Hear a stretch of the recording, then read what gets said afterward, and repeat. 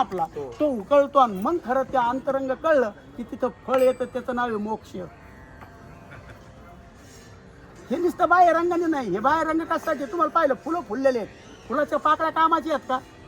रंगीबेरंगी आहेत का? नाही, वेगवेगळ्या. आपल्याला रंगीबेरंगीच आवडत आहे आणि त्या पाकळ्या गळून जातात तर त्याला फळ येतं. पण त्या पाकळ्या कशासाठी गळूनच जाणार, काय आल्या उगाच? त्यांनी फक्त एकच काम केलं, आकर्षण. तुम्हाला आम्हाला जीवाला आकर्षण केलं आणि पुढच्या क्रियेकडे जायचं सांगितलं, पण आपण पुढे जात नाही, त्या पाकळ्याचाच नाद लागत होतो, पुढे जातो. हा, त्याला आलाय योग. बघा तुमचा हिशोब ऐका नाही, मी काय बोलू पुढचा. जे आमच्या गुरुजीला समाधान दिलं ते आम्ही नाही देऊ शकलो बरं का. आणि मग त्यांनी स्वतः कर्डिले महाराज गेलेत बिचारे पाठीमागे, त्यांचे वाक्य आहेत त्या शिष्यांना. ते म्हणजे चौधरी महाराज जर येऊन बसले तर वेदांतच बोलतात म्हणजे, बाकी काहीच बोलत नाही. वारलीत. मग आता एवढ्या सगळ्या साधना आहेत आणि आज हे योगा नामदेव होणे हा विषय आणला जोडून, मग मला कुठं ते पेटून देवर मला कुठं राहत ते उकळी यायला लागल्या मला त्याचे आहेत. हा, मग ते सुद्धा महाराजाच्याकडे मी येत असतो. हो, माझं तिथं येणं होतं, जाणं होतं, बसतो मी तिथं. त्यानंतर खाली तो भद्रे पलीकडं, तिकडं तुम्हाला चंद्र भद्रे, तो ट्रॅक्टर वगैरे पेरण्या करतो ते जाऊन द्या ना. अजून तिथं झांजेताई वगैरे बऱ्याच आहेत का नाही. मग ही सगळी कंपनी ह्या साधनेतली आहे. तुम्हाला हरिपाठ येतो का नाही येतो याचं घेणं नाही, तुम्हाला ज्ञानेश्वरी पाठ हे का याचं घेणं नाही, तुम्हाला ज्ञानेश्वरीचा आनंद घेता येतो, चाकता येतो. म्हणजे ह्या चंद्रातून जे अमृत गळतं, शारदेची आणि चंद्रकळे, माऊलीची ओवी ऐका. शारदेची म्हणजे शरद ऋतूमध्ये चंद्र जसा फुलून येतो आणि आलेल्या चंद्रातून अमृत गळत असतं, पण आपल्याला मिळतं का? मग कोण चाकतं हे अमृत?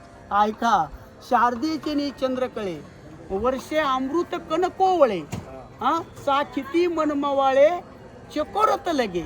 आता पहा बघा, चकोराची जी नुकतेच जन्माला आलेली पिलं सुद्धा, कोण कोण मोठं झालेलं चकोर तर नाही, पण त्याच्यातलं नुकतंच जन्माला आलेलं पिल्लू सुद्धा ते कणकोवळे जे अमृत पडतं ते चाकतं. इतर पक्षांना इतरांना ते चाकता येत नाही. तसं तुम्ही सद्गुरूच्या जर सत्य मार्गातले चेले जर तुम्ही बनले, तुम्ही अंगठे बाजार असू द्या नाही तर आत्ता जन्माला असू द्या, तुम्ही या परमार्थातल्या चाललेल्या विषयातलं अमृत चाकल्याशिवाय राहणार नाहीत. आणि चाकण्याची ती चोच त्यांनाच मिळेल का जे खरे सद्गुरूचे चेले आहेत. इतरांचं काम बी नाही. इतरांनी आंघोळ्याच करायच्या, त्या आंघोळ्या ते चाकूच शकत नाहीत. आंघोळ्यात आपल्या आंघोळ्यात चालू आहेत महाराज, परमार्थातल्या आंघोळ्या करतोय आपण. आपल्याला चाखायचं चोचच मिळालेलं नाही. ज्या दिवशी जीवनात खरे सद्गुरू आहेत त्यांना, त्या दिवशी तो चाखल्याशिवाय राहणार नाही. म्हणून आला योग, तुमच्या पोत गंगा वाहत आली, तुम्ही तुमचा विचार करा. जामीनदार उद्या जामीनदार नाही म्हणते, ते काही वजन आहे.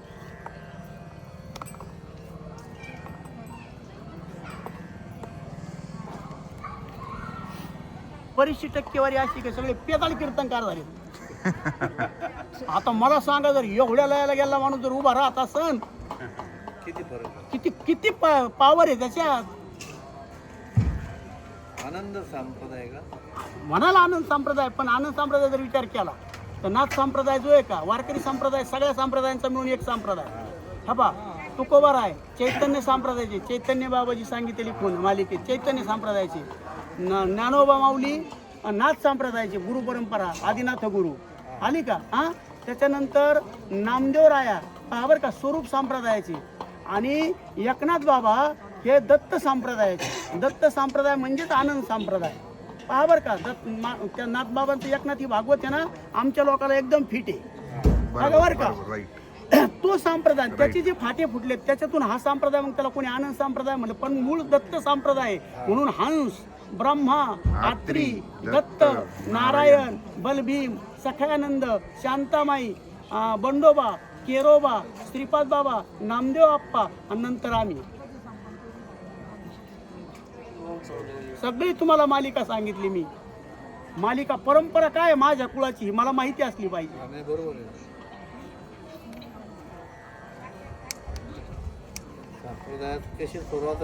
आणि मी त्या संप्रदायामध्ये कुठून कसा, कोण्या अधिकाऱ्यांनी कोणाला अधिकार दिले, कोण्या अधिकाऱ्यांनी कोणाला अधिकार दिले, ते माझ्या पोत अधिकार कसे आले हे पण मला माहिती सांगता आली पाहिजे.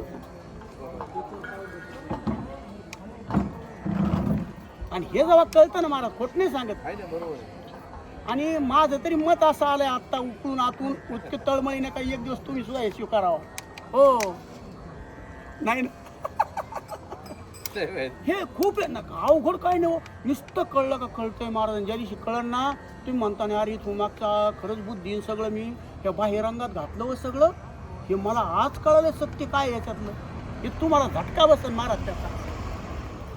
आणि खटवंग राहायला एकच तास उरला होता आणि अवघी दशा म्हणजे पूर्णत्व प्राप्त झालं त्याला एका तासात.